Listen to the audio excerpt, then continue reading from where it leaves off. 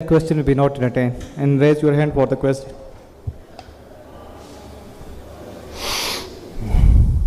अस्सलाम वालेकुम इंज़ाम भाई।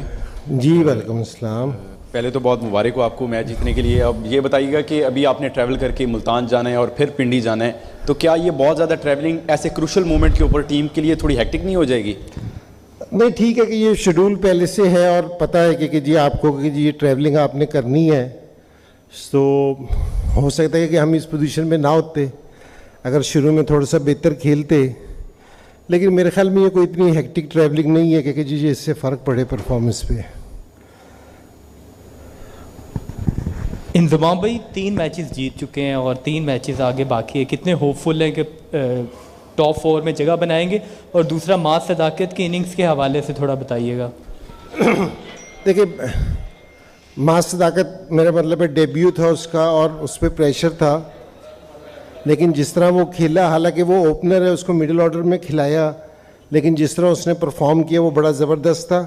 और प्लेयर की जो सारों से बड़ी चीज़ होती है ना, वो टेम्परामेंट देखने वाली होती है। उसका टेम्परामेंट बहुत ज़बरदस्त लगा, जिस तरह वो खेला, प्रेशर भी था, विकेट भी इतना आसान नहीं था, बॉलिंग भी अच्छी थी, लेकिन जिस तरह खेला तो वो काबिल दीद है और मेरे ख्याल में ये इसको आगे इससे भी बेहतर परफॉर्मेंसेस देनी चाहिए।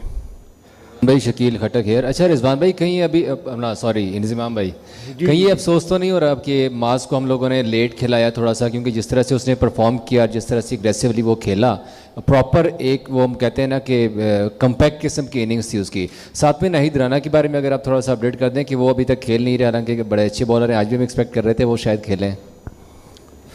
अब आपके इसी सवाल से हमें डर भी लगेगा कि कल उसे खिलाया और परफॉर्मेंस की आप कहेंगे पहले क्यों नहीं खिलाया था इसको। तो अब ये कि जी ये तो आप जो ज़ल्मी की मैनेजमेंट टीम है उसको अप्रिशिएट करेंगे कि जी उसने यंग बच्चे को खिलाया था और उसने परफॉर्मेंस दी, तो ये अच्छी चीज़ है एक। और जल्दी और देर नहीं होती, ज़रूरत के हिसाब से है कि जहाँ आप फील करते हैं कि आपकी टीम में जगह बनती है तो फिर आप उसको वहाँ मौका देते हैं। हालांकि वो ओपनर था, आपको पहले बताया, लेकिन ओपन पे जगह उसकी नहीं बन रही थी, उसको मिडिल ऑर्डर पे खिलाया। और ये मास सदाकत के ऊपर था कि जी उसने इसको इस चीज़ पे नहीं लिया कि जी मैं ओपनर था तो मैं मिडिल ऑर्डर में खेल रहा हूँ। उसने इस अपॉर्चुनिटी को ग्रैब किया और परफॉर्म किया, तो सारों से अच्छी चीज़ ये आली है। नाहिद ये कि जी अच्छा बॉलर है और जहाँ हमें नज़र आएगा कि हम उसको खिला सकते हैं तो ज़रूर खिलाएंगे। आज हमें ऐसा लग रहा था कि जिस तरह दूसरे बॉलर हैं तो क्योंकि जी वो इस पिच पे जहाँ थोड़ा सा बॉल स्विंग होगा तो वो बेहतर कर सकते थे, तो उनको अपॉर्चुनिटी दी। अस्सलाम वालेकुम इंज़माम भाई, Ali Ahmed from star Asia TV. Babar Azam ने लास्ट मीडिया टॉक में ये कहा था हमारे खिलाड़ियों को ना गेम अवेयरनेस कम है, तो अभी हमने देखा कि मोहम्मद हारिस जिस तरह स्कूप शॉट खेलते हुए आउट हुए, लास्ट मैच भी हमने देखा जिस तरह मिड ऑफ पीछे थी तो वो मिड ऑफ पे आउट हुए हैं, तो इसके ऊपर आप क्या कहना चाहेंगे? देखिए, ये T20 ना फास्ट गेम है, आपको है ना चांसेस लेने पड़ते हैं। आप ऐसे नहीं है कि जी ये कोई टेस्ट मैच है या ODI है कि आप थोड़ा सा सेफ खेलते हैं, आपको चांसेस लेने पड़ते हैं। आपको रिस्क जब तक नहीं लेंगे और जब तक इस तरह की शॉट्स नहीं खेलेंगे तो आपको स्कोर नहीं मिलेगा।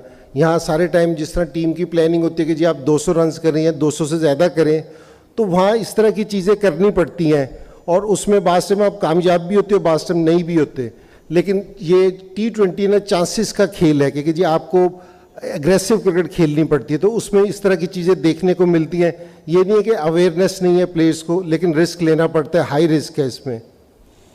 इंजी भाई, आज हमने देखा है कि बाबर आजम 1 डाउन पोजीशन पर आकर खेले हैं। एक तो इसका थोड़ा सा वजह बता देंगे, क्योंकि पहले वो ओपन करते हुए आ रहे थे, और दूसरा उनके स्ट्राइक रेट के ऊपर बात करना चाह रहा था कि पिछले नेट्स के अंदर हमने आपको देखा था कि आप बाबर के साथ काम भी कर रहे थे, तो स्ट्राइक रेट के ऊपर बाबर आजम अभी तक उस तरह से नहीं परफॉर्म कर पा रहे, गो कि आज अच्छी इनिंग्स के लिए कैप्टन नॉक भी खेला है, तो इस पर क्या कहेंगे आप?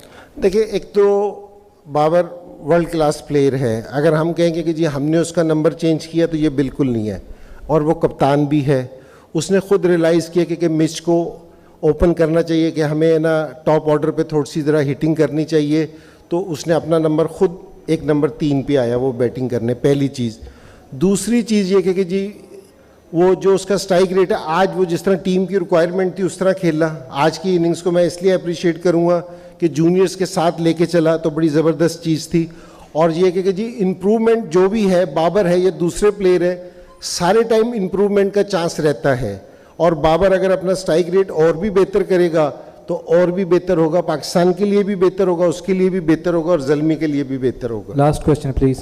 जी इंजी भाई, बहुत बहुत मुबारक आपको। एहसानुल्लाह पर बहुत मुश्किल वक्त आया लेकिन पेशावर ने उनका भरपूर साथ दिया। 3 मैचेस आपके बाकी हैं, क्या हम देख सकते हैं कि एहसानुल्लाह कॉम्बिनेशन में आ सकता है? देखिए मैं आपको आज बताऊं, आज डिस्कशन में हमारी एहसानुल्लाह भी था, जिस तरह की पिच थी हम सोच रहे थे कि जी एहसानुल्लाह को भी खिलाएं।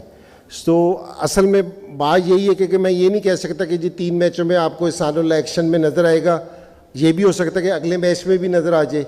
जहाँ पे कंडीशंस होंगी, जहाँ टीम की मैनेजमेंट महसूस करेगी कि जी ये खेल सकता है, ये इसने में ना हमें ज़रूरत है इसकी, तो उसको ज़रूर मौका देंगे।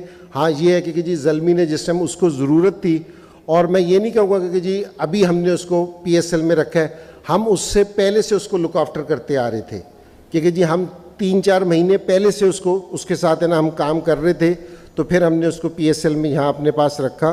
सो अच्छा बॉलर है और पाकिस्तान पहले भी खेला है और अब भी खेल सकता है, लेकिन जहाँ भी ज़ल्मी महसूस करेगी टीम की मैनेजमेंट तो उसको ज़रूर मौका दिया जाएगा। Thank you, everyone. Thank you. Thank you ji.